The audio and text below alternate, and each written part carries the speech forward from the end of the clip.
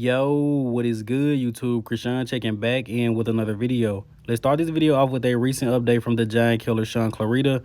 This image was actually taken last week at 20 weeks out from the Mr. Olympia, and Shaun was sitting at 206 pounds. Now, the first thing that I noticed about this image, honestly, is Shaun's left leg is a lot bigger than his right. But I've talked about this numerous times before. The right side of Shaun's body is slightly smaller than the left. I don't think this will hold him back. Shaun has already won 2 Olympia titles and placed top 5 at the Arnold Classic, but I had to point that out because I feel it was very glaring in this update. Now, going into this year's Olympia, Shaun Clarida is still the favorite, of course. Keon Pearson is one guy I see coming up that could potentially challenge Shaun Clarida very soon, but honestly, no disrespect to anyone in the 212 division, I believe Shaun Clarida can really hold on to this title for a while, depending on how Keon Pearson looks, of course. But I'm excited to see Shaun this year as he looks to get his 3rd Olympia title. And let's switch over to Behrooz Tabani, who recently posted up an update. Behrooz will be making his Olympia debut this year if he's able to get a visa and make it to the Olympia. He qualified last year by beating Brett Wilkin in Romania, but was unable to make it to the Mr. Olympia. And I'm excited to see this guy on stage. How will Behrooz place at this year's Olympia? That's going to be very interesting. Bodybuilding is so competitive.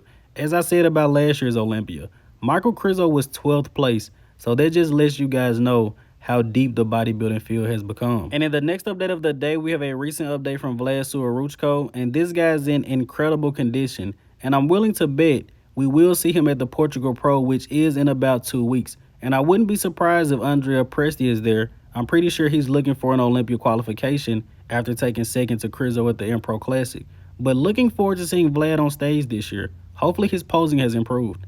Now let's switch over to Justin Shier, who recently posted up an update, and this was a very impressive update. Justin took a year off to improve after turning pro, and I can definitely see the improvements. And of course, he is coached by Matt Jansen. He will be competing at the Chicago Pro.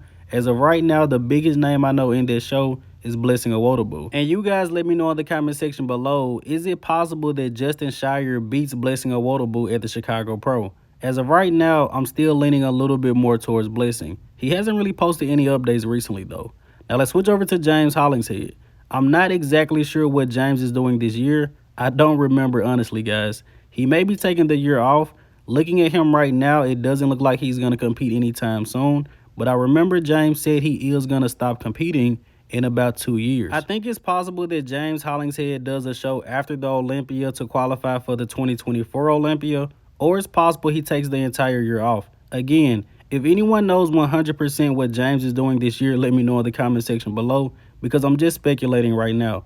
But either way, I'm 100% behind James, one of the strongest bodybuilders in the sport. And let's switch over to Classic Physique. We have an update from Terrence Ruffin Rough Diesel. I'm gonna assume this is recent, but Terrence loves to post old images.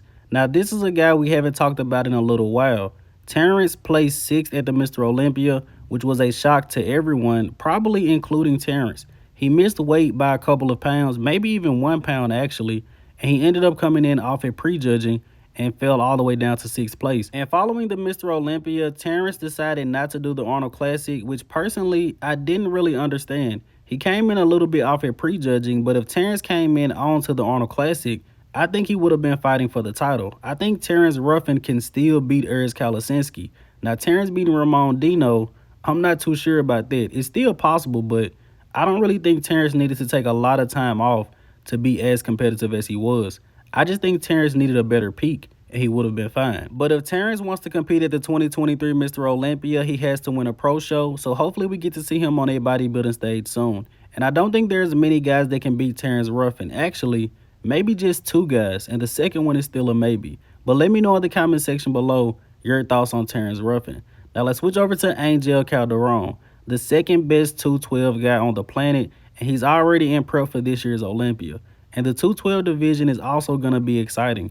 We have guys like Keon Pearson, Kareth Bajo looking to get into their top 5. Now, a lot of people counted out Angel Calderon going into last year's Olympia, including me. I believe I had this guy placed in 5th, maybe even 6th, and he ended up placing 2nd. I will not count out Angel going into this year's 212 Olympia. Now, guys that want to beat Shaun Clarida, they have to get past Angel Calderon, but also Oleh Kryvyi, who was 5th place last year. And I really like this guy's physique. Him and Angel bring next level grainy, rock hard conditioning. As I like to say, the 212 guys have veins running from their forehead all the way down to their toenails. But I think this year's 212 Olympia will be very, very interesting. We have guys like Angel Calderon that bring crazy conditioning, Oleh Kryvyi as well. We have shapely guys like Keon Pearson. Shaun Clarida actually has a decent shape. He's a little bit narrow, and we have guys like Kareth Bajo that bring great conditioning and also have a pretty good shape. I'm throwing Keon Pearson in the mix, and this guy hasn't even qualified, but we all know that he will at the Texas Pro. But let's go ahead and wrap up today's video here with the archive of the day. The guys on the outside are pretty easy to guess. Let's see if you guys know who is the bodybuilder in the middle, and even better if you guys can guess the year. But as always, I hope you guys did indeed enjoy this video. If you haven't done so already, be sure to like the video and subscribe to the channel. I'm Krishan from Go Fitness, and that's it. I'm out.